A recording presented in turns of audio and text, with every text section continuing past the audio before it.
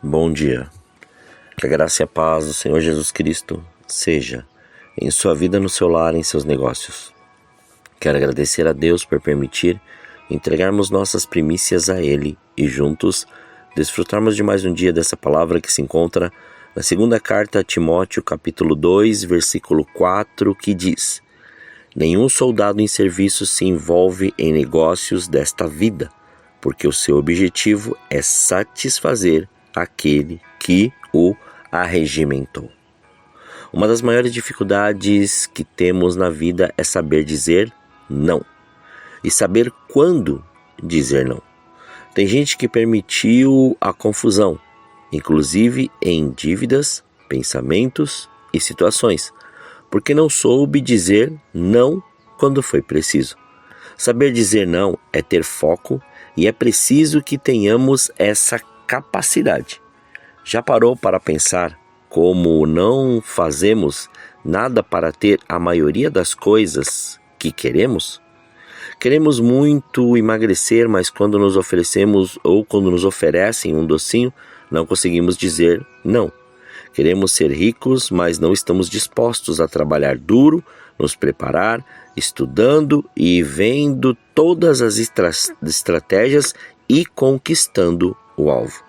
Pois muitas das decisões que tomamos não é baseado no foco, mas em nossa precipitação, aquilo que nos faz tirar os olhos do propósito principal.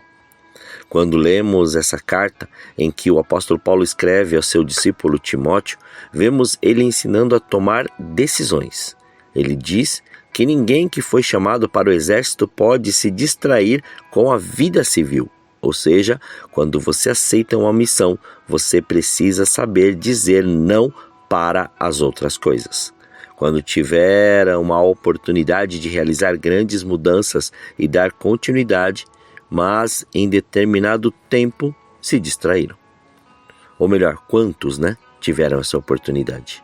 Observe Sansão, que teve tudo para ser um dos maiores juízes da época, mas sua impulsividade e seu orgulho o distraíram, a ponto de acreditar que seu dom, o poder que o Senhor tinha dado, jamais se apartaria dele.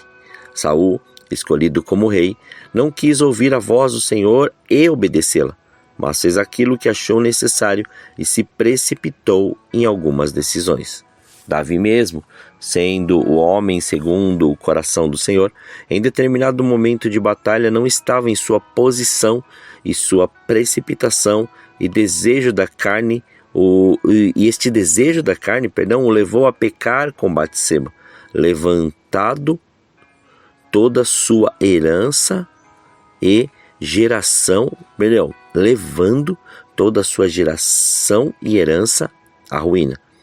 Mas também tiveram aqueles que não deixaram se distrair, como José, mesmo diante de toda a sedução da mulher de Potifar, manteve-se constante e preservou sua santidade em obediência. Neemias, mesmo diante de Sambalate e Tobias e todos aqueles outros afrontando contra a reconstrução dos muros, confiou a obra conforme as estratégias de Deus, e assim o fizeram todos os reparos e construções necessárias e terminaram a obra.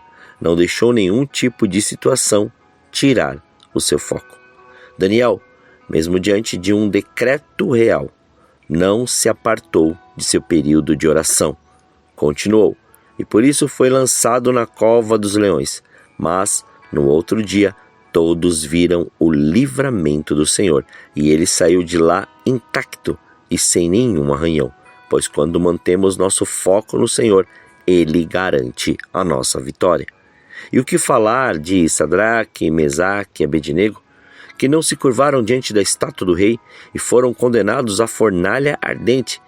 Mas como o Senhor honra aqueles que mantêm sua confiança nele, o foco deles era o Senhor, e entraram na fornalha, e o fogo se submeteu à presença gloriosa do Senhor, porque mantiveram sua fé e seu foco, souberam dizer não para a oferta e os manjares e contemplaram o Senhor sendo adorado por todos. Você precisa tomar uma decisão, entender o que Deus quer de você e colocar um ultra foco nisso. A maioria das distrações que chegam para mim são coisas que eu poderia dar uma desculpa bíblica para fazer. Vou até mesmo dizer que o Senhor me orientou para isso. Por exemplo, se eu fosse um locutor de rádio ou apresentador de TV, muitas pessoas me assistiriam, mas não saberia quem sou realmente. Só que eu não fui chamado para isso. Eu fui chamado para anunciar as boas notícias do reino de Deus. Então, por mais que eu tenha a possibilidade de ser visto e ser recompensado financeiramente fazendo outra coisa, eu estou focado à única missão que o Senhor me deu. Depois que você descobrir qual é a missão que Ele te chamou, Ele vai colocar pessoas do seu lado para te ajudar. Porém, em muitos casos, normalmente as pessoas que Deus vai selecionar são aquelas com quem você está precisando se ajustar, que foi ferido ou magoado. Pessoas que vão te ajudar a crescer. Mas sabe quem são as pessoas com quem eu mais aprendo? São as pessoas que eu não gosto.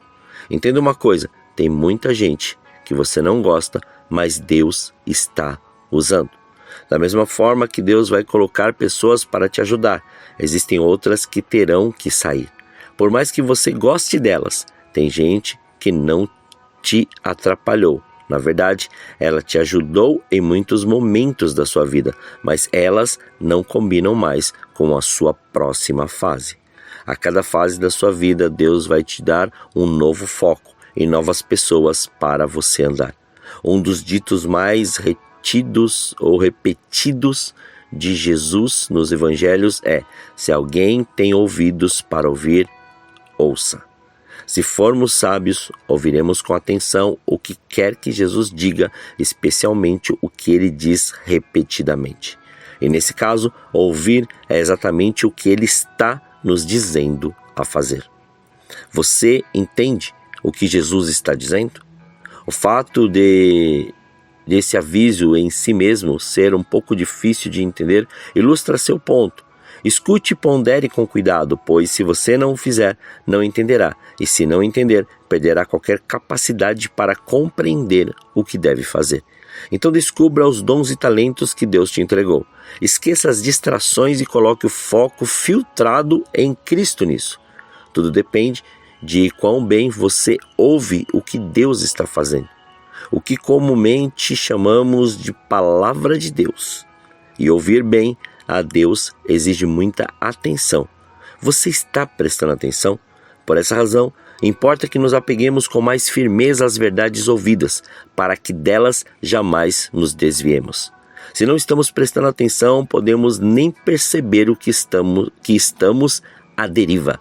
Podemos olhar em volta e ver muitos outros distraídos e desinteressados que falam sobre os ensinamentos de Jesus sem andar nos passos de Jesus. Acham que deve ser normal e presumem que estejam indo bem. A única maneira de sabermos se estamos prestando atenção ao que Jesus diz, da maneira que Ele quer dizer, é se estamos realmente fazendo o que Ele nos disse. Deus tem uma missão para você. E ela não se resume em estar dentro da igreja somente. Deus pode te usar em diversas áreas, mas independente da área que Ele te chamou, entenda que a função de todos nós aqui na Terra é uma: influenciar o máximo de pessoas a viverem o que estamos vivendo, uma vida com Cristo. Portanto, mantenha o foco em Jesus, o Cristo ressurreto, e não permita que nenhuma distração o afaste deste caminho. Oremos. Pai, nós te louvamos e te agradecemos. Graças te damos. Obrigado pela sua presença, obrigado pelo seu amor. Obrigado, Pai, por mais este dia, obrigado por este fôlego de vida.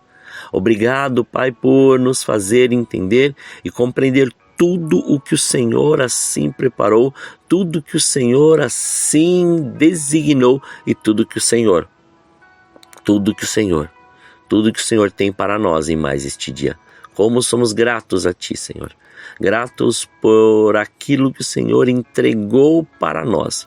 Mas, Pai, conforme a Sua palavra, não nos deixe, Senhor, não nos deixe cair em nenhum tipo de distração deste mundo, distração desta terra, distração desta vida, para que nós não possamos, ó Pai, nos desviar deste caminho e continuar até o fim.